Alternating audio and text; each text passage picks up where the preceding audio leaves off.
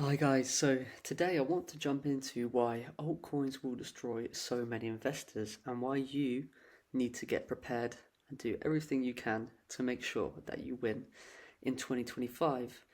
So just to jump in before, I know this is a little bit boring, but I do have to mention that there is a disclaimer. Please read this with care. This video is not financial advice. Crypto is volatile and very highly risky. No results are guaranteed. This content is for experienced users only, and there's a full legal disclaimer in the description below. Cool, now that's out of the way, let's jump into the first reason why so many altcoin investors will get destroyed. Firstly, is not having a profit taking strategy. So I just want to quickly chime in here and tell you about my story. So I have been in crypto since 2017 originally, or actually a little bit before that, because I bought some a long time back. I was in a little bit, I think, towards the end of the 2017 bull run, and I came back in 2021. I was at my friend's house, and I received a text, and it just said buy ADA Tookie, and I was like, what's that? And he said, oh, it's a crypto, it's doing really well, and I was like, okay. He's like, oh, my brother's up 100,000 on this, so I was like, all right, whatever, I'll buy it, and I ended up buying it up here around this point, and again, as you can see, it shot up, went down, and then shot up again, and absolutely crashed, and I was sat there essentially holding the bag, not knowing when to cash out. What I did know at the time is that I knew cycles will repeat, the money will come back eventually, but I was very bummed out because essentially I lost the money I put in. I think it was around what, $700 at the time, so it was quite a lot for me back then.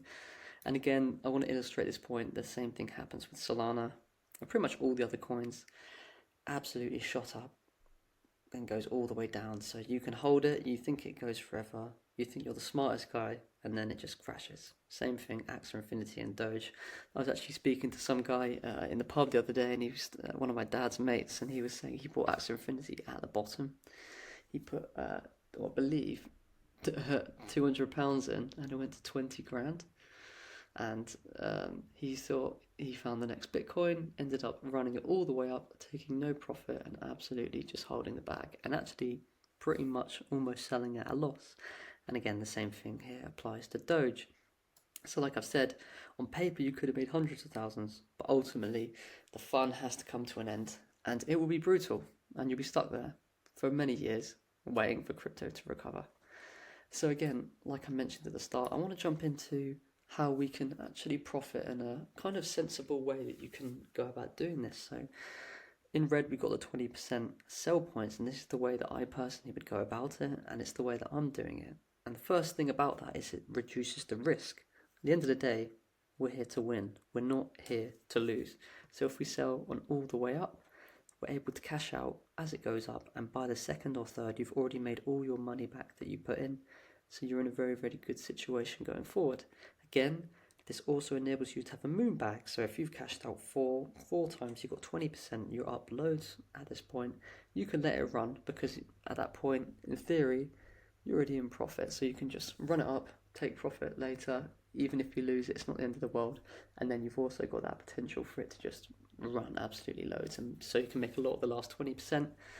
And the last thing is that it ensures you don't cash out too early because a lot of us have been waiting for a long time. We don't want to cash out it all here and then you miss out on all the gains, right? So we're here to win, we're here to maximize profits, and we're here to be safe. Cool. Next thing is, a lot of people don't understand market cap and how that impacts the potential return. I found the definition online here, which was market cap is the total value of cryptocurrency found by multiplying its current price by the number of coins in circulation, and it shows the size and importance of cryptocurrency in the market. That does sound a bit confusing, so I've just put it in my own words. So I'm saying that it's the total amount of money that a project is worth in the market. So to quickly summarize that and illustrate a couple of examples, if you wanted to double your money with Bitcoin at the current price, Bitcoin needs to go from 118k to 236k, and there would need to be an inflow of 2.35 trillion. As the market cap here is 2.35 trillion, so you need that to double for the price to double, right? Because they're related. And you think about that, That's a ridiculous amount of money. That's why when I look at it and I think by the end of the bull run, which I think is going to be towards the end of, it's going to be Q4, potentially spilling over into Q1 2026, it's pretty much impossible for Bitcoin to do a 3x from its current point now in that time frame. But yeah, again, another example here, Ethereum, if you wanted to double your money, for ETH to go from 3.8k to 7.6k, there would need to be an inflow of 458 billion. And that is something which, I mean, look at that, that's a hell of a lot of money. So you see people calling for like 50k ETH, it's not going to happen, not this run, it will take a long time. So it's to get a 30x this run is not something that's on the cards. I think 10k ETH is definitely on the cards. I wouldn't personally be waiting for that, but I wouldn't be surprised if it did hit that in that time period I mentioned before. But this comes for the exciting part. So we look at this and we're like, okay, so Bitcoin can only do maybe 2x max. ETH over here can only maybe do 3x from where it is at the moment, maybe 4 if you're really lucky. You come down to something like ADA, the same rule applies here. ADA is currently 14 times smaller than Ethereum, and this is great as it means that it's got a lot more room to grow. Ethereum's market cap at the top last time was 552 billion, and again, that's 17x from where ADA is. And again, looking at that, an 8.5x is extremely possible from here. Again, I'm not saying that's going to happen, but I'm saying that something like that is on the cards. I wouldn't, like I said, wait for that, but I think somewhere around $5 to $7 ADA is a conservative guess. Any more than that, theoretically, it could go to $12 if you're kind of trying to apply it to the 552 billion, but I don't necessarily think that's going to happen, and I wouldn't wait for that. Again, Solana, if it can make just less than ETH's all-time high from last run, that's a clean 5x from here. Again, look, 100 billion. We had 552 billion from last time, so 500 billion on the cards. But again, that's just an understanding of market cap. So you know coins can't go up forever. This gives you the strong indication of the potential. Next, thirdly, cannot control your emotions. A lot of people struggle with this. Dips are part of the game, and you need to be thankful for them. They provide you with a better opportunity to buy in lower, and without the volatility, there would be no mega upside. When you understand this, you'll begin to enjoy the dips. You might not necessarily enjoy them, but you might view them slightly differently as an opportunity rather than something going wrong and you losing money. And again, just an example here, we've seen Solana go from 262 to 107. Again, that's a 59% decrease. And in the opposite spectrum, we've seen last run, we've seen Sol go from $1.50 to $236. That's 156x. So again, without the volatility, we won't get these major upswings, and that is part of the game.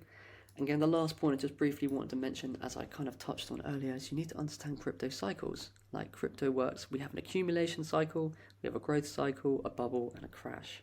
So currently where we are is we are pretty much in the bubble phase right now. This won't last forever. Altcoin season is very, very close. We can see we've had the whole downtrend. So this was 2021, as the end of 2021, as in 2022, we've had the accumulation phase, we've had growth during 2023, and then now we're coming into that bubble stage as we kind of veer into the end of 2025 and 2026. I believe altcoin season is very close. We look at the M2 money supply, we look at interest rates, we look at the business cycles, the money printing, quantitative easing. Lots of things are going our way at the moment. The ETFs, there's so many things that are going well at the moment. So just keep it out. I hope this was helpful for some of you out there and gives you some understanding. So yeah, good luck, and I'll be back with another one.